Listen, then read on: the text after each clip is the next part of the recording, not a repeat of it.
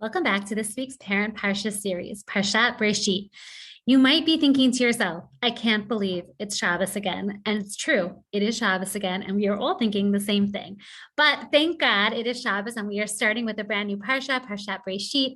And I was really trying to think about if we were going to restart this series, and if we were going to restart this series, should we try to do a different spin on this series this year. And so what I've settled on for the book of Bereishit, I'm not willing yet to commit to doing it for all four, 5 books of the Chumash is, but for the Parshat Bereishit, for the Sefer Bereishit, I'd like to try to find one Rashi within each Parsha that I can hope to share some amount of inspiration, that we can think about it in the context of parenting. We can think about it in the context of ourselves, our children, our grandchildren, the world around us, community, and think about maybe its own implications for maybe a Parsha treat that might be a step too far, but some type of idea that is a little bit different than what we've done in the years past. And so just to kind of, as a launching pad, just somewhere to jump off to, I am always struck by the first Rashi in this week's Parsha, where Rashi basically goes out of the gate saying, why is it that we start with the book of Bereishit? Why do we start with the story of creation? Why doesn't it make more sense that the Torah as an entity should start with the first mitzvah in the Torah, which is found much later in Sefer Shemot of HaChodesh Hazeh Lachem, the first mitzvah in the Torah that is the declaration of the new month. And so why do we need all of Sefer Bereishit? And one of the answers that Rashi gives has to do with Eretz Yisrael, and specifically the Jewish heritage and the Jewish connection to Eretz Yisrael, an establishment of the world as being the dominion of Hashem, and everything is God's, and God gives the different lands and different things to the people that who he sees fit. And the idea of Eretz Yisrael being the lands of the Jewish people given to them by Hashem from the onset of the creation of the world, and the narrative that comes forward starting from Abraham. And it got me thinking a little bit about this idea of perspective taking. You might wonder, how did I get there? But I was thinking about this, that like we might come to the table and thinking to ourselves that the book is of, maybe not so much anymore because we've been schooled to think about this from such a different perspective, but Rashi was asking the question that maybe initially we all should come to the table with, which is that we know that the Torah is not a book of stories. It's supposed to be a book of mitzvot, a way to live life. And so maybe one would think that the only thing that we can take from living life is direct instructions like mitzvot. And so there are many commentaries on the most important part of Masa Avot Siman Lebanim, that Bereishit is all about learning from our past and learning from our heritage. And this idea that there is so much contained within the book of Bereishit that it has to teach us.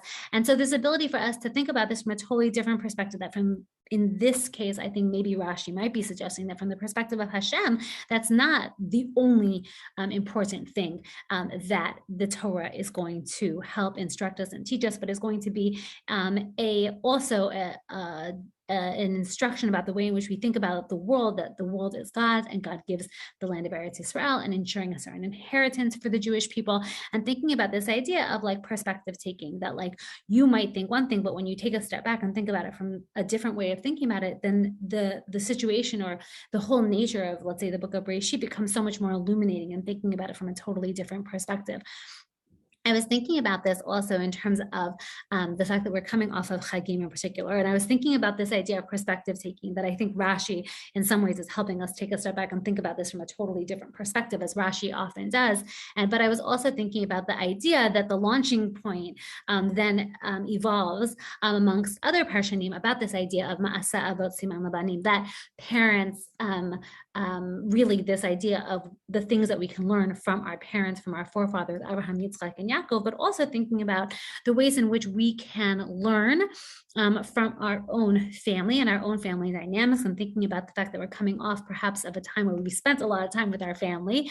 And sometimes that has positive implications, sometimes it has frustrating implications, sometimes that has negative implications.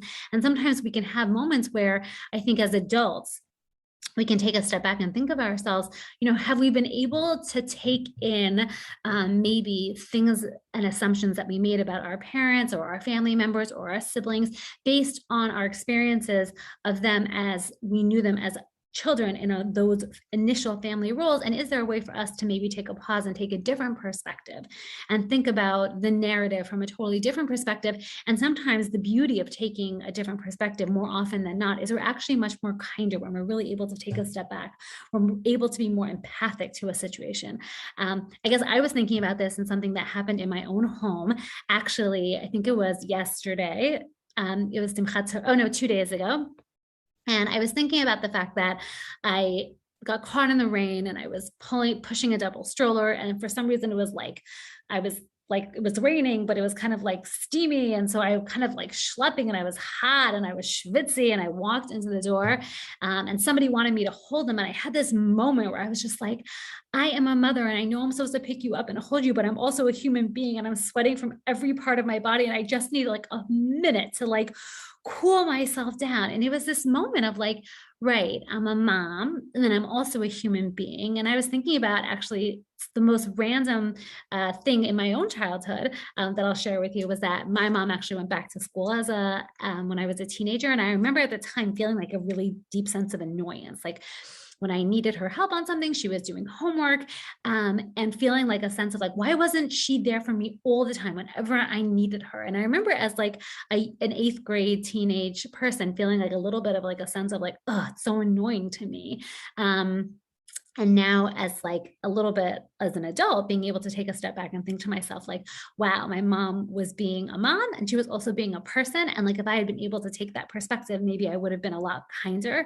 And so being able to rewrite that narrative in a very different way and hopefully go back to her, be like, I was so hard on you at that time. But I think our ability to take a little bit of a different perspective and then think about the ways it impacts our own ability to parent, right? So much of parenting and who we are is actually the ways in which we've taken information in our own childhood and in our own lifetime, processed it, how we then react, how we then behave. And if we're able to pause and actually write a different narrative, sometimes those actual behaviors and thoughts are wonderful and excellent, but sometimes they actually cause us to maybe parent in a way that's reactionary to the experiences that we had based on the way that we interpreted it. And we now have an opportunity to take a pause and think back to ourselves, like maybe I didn't interpret that situation correctly, or maybe I was too harsh, or maybe I could have taken another perspective. And I think that one of the things we want to be teaching our kids as we are working on them to be empathic, and we're thinking about this idea that we talked about in the past in terms of kindness, but I think Bereishit is such a wonderful launching point, is that one of the struggles that sometimes the Avot have, and again, this idea of like, what can we learn from the Avot? What is the framework with which we want to be entering the Sefer Bereishit and thinking about this idea that even just the onset, even just the idea of creation and why we're learning about the story of creation and why it's so important and so critical for us to know that Hashem created the world and to know that every single day there was a different part of creation that came into being because Hashem created it, what that's teaching us, and that maybe out of the gate, we might be like, well, I don't need to know this. And then thinking to ourselves, well, what is it coming to teach me? How could I think about it from a different perspective? I think is a way to also be able to bring this conversation to the table with our kids about how we help them take different people's perspectives. And in that way, kind of thinking about this idea, like how can we make a kinder world? Like we start off with Bereishit, like not everything is about mitzvot. Sometimes things are about like a larger system. And I'm thinking about so many moving pieces that are going to come down the road that you never could have even thought about. And so I have to take a different perspective. And so asking ourselves and our children to help take those different perspectives. I love this comic, right? This idea that like one guy is seeing this boat because all he wants to do is get off this island. He's like, boat. And the other guy's like, oh my God, thank God I found land. And, each one wants what the other one has, not recognizing that they're probably going to have to figure it out and work together to get to the next place. And so I really think trying to think about the ways in which we can use this Rashi, use the book of Bereishit, use the concept of Maseh Avot Simon Moedim, which isn't Rashi's, but that's okay because we're focusing on Rashi, and try to think about the ways in which we can take it as a conversation piece and take it as a parenting piece within our own lives, and maybe reflecting on our past and also thinking about the ways in which we do that with our children on a day-to-day basis. Okay, so here's the story. I don't know if I can actually do those crafts another year. I mean, it was intense. I just have to be very honest. Like it was fun. I loved it, but it was very intense. So I actually did things that I feel like are a little bit more manageable. And I don't even know that I'm going to do these things. The one thing that I actually was thinking about, because I was thinking about Eretz Yisrael and I was thinking about Rashi and I was thinking about the fact that the way that Rashi thinks about initially the story of Sefer Bereishit and its criticalness is actually in its relationship to Eretz Yisrael, and to know that that is our Yerusha and that our inheritance. And so I was thinking about things related to Israel. And I was thinking about the fact that it's very seasonal, right? We just prayed for Geshem, and in Israel, actually, there are fruits that you just can't get because they're not in season. So I actually looked up the current seasonal fruits of Israel, which are lime, at least on what I looked, lime, banana, and pear. So I'm thinking about fruits that one could incorporate into their eating and baking that have to do with fruits that are in season currently for the month of September. Good news, September is on its way out. I might be able to use this again, but right now this was Eretz Yisrael, and that is something I'm thinking about. Also, I did chocolate sparkle cookies, and you might be wondering, like, Bereishit chocolate sparkle cookies. My kindergartner was talking about the fact that the way his teacher described trying to connect them to the idea of tohu vavohu, what the world looked like before Hashem created it, was to close their eyes. And when you close your eyes and you close it very tightly, you see lots of different sparkles amongst blackness. And so thinking about this idea of tohu vavohu and chocolate sparkle cookies, I loved it. I thought it was amazing.